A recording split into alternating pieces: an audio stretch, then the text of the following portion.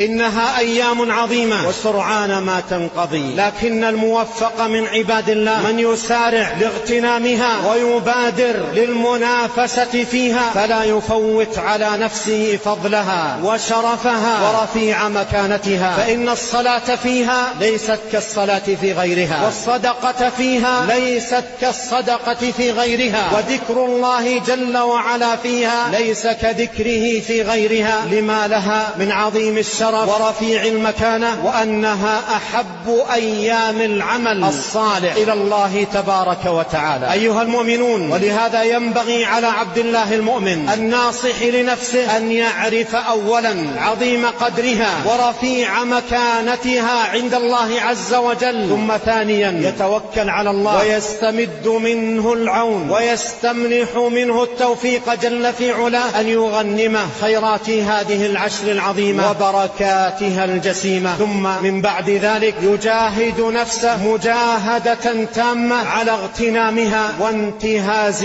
فرصتها الثمينة. والله جل في علاه يقول: والذين جاهدوا فينا لنهدينهم سبلنا وإن الله لمع المحسنين.